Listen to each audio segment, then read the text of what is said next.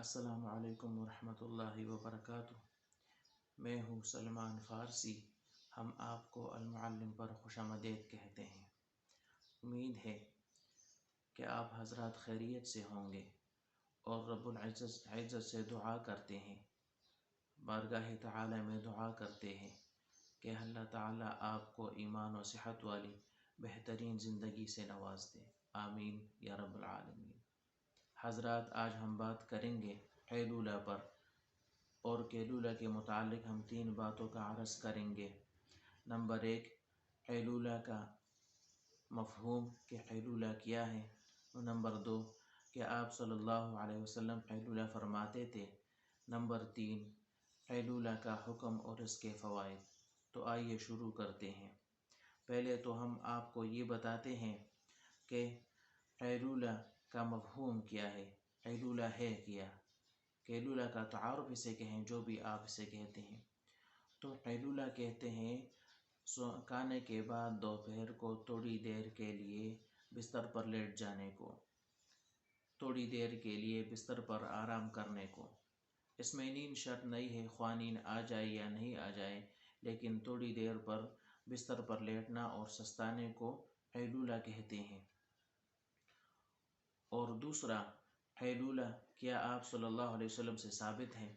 کیا آپ صلی اللہ علیہ وآلہ وسلم قیلولہ فرماتے تھے؟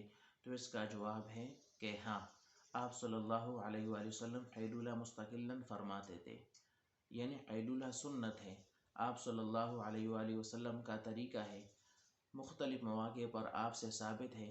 صحابہ کرام رضوان اللہ تعالی علیہم اجمعین فرماتے ہیں کہ آپ صلی اللہ علیہ وآلہ وسلم قیلولہ فرماتے تھے۔ ایک حدیث مبارک میں ہے، حضرت انس رضی اللہ تعالی عنہ فرماتے ہیں، وہ کہتے ہیں کہ جب آپ صلی اللہ علیہ وآلہ وسلم قباء تشریف لے آتے تو آپ صلی اللہ علیہ وآلہ وسلم ام حرام کے مکان پر جاتے۔ تو جب آپ صلی اللہ علیہ وسلم آئے تو آپ صلی اللہ علیہ وآلہ وسلم کو کھانا کھلایا گیا، اور اس کے بعد ایک چمڑے کی بستر تھی، اس پر آپ نے آرام کیا۔ اور ایک دوسری روایت ہے، حضرت انس ہی رضی اللہ تعالیٰ عنہ سے روایت ہے، وہ فرماتے ہیں کہ حضرت ام سلیم رضی اللہ تعالیٰ عنہ فرماتی ہے کہ آپ صلی اللہ علیہ وآلہ وسلم کھانا کھانے کے بعد ایک چمڑے کا بستر تھا، ہم اسے بچھاتے تھے، اور آپ صلی اللہ علیہ وسلم اس پر آرام فرماتے تھے۔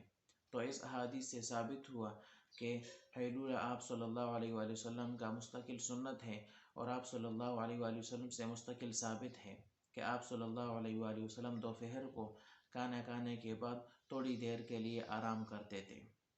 نمبر 3، قیلولہ کا حکم اور اس کے فوائد۔ حضرت ابن عباس رضی اللہ تعالیٰ عنہ فرماتے تھے کہ دن کے سونے سے رات کی عبادت پر قوت حاصل کرو، یعنی جب آپ دن کو سو جائیں تو آپ کا خواب تھوڑا سا پورا ہو جائے گا، اور جب آپ دن کو سو جائیں تو اس کے بعد رات کو آپ کے لیے اٹھنا آسان ہو جائے گا۔ دن کے سونے سے آپ کا بدن آرام کر لے گا اور آپ کے بدن کو آرام مل جائے گا۔ تو جب آپ رات کو عبادت کے لیے اٹھیں گے، اعمال کے لیے اٹھیں گے، تو آپ کو اٹھنا آسان ہوگا۔ تو آپ صلی اللہ علیہ وسلم یہ فرماتے تھے کہ دن کے سونے سے رات کی عبادت پر قوت حاصل کرو۔ حضرت صاحب ابن یزید رحمۃ اللہ علیہ فرماتے ہیں کہ جب حضرت عمر فاروق رضی اللہ تعالیٰ عنہ ہمارے پاس سے گزرتے تو ہمیں یہ فرماتے کہ اٹھو، قیلولہ کرو، جاؤ اور قیلولہ کرو۔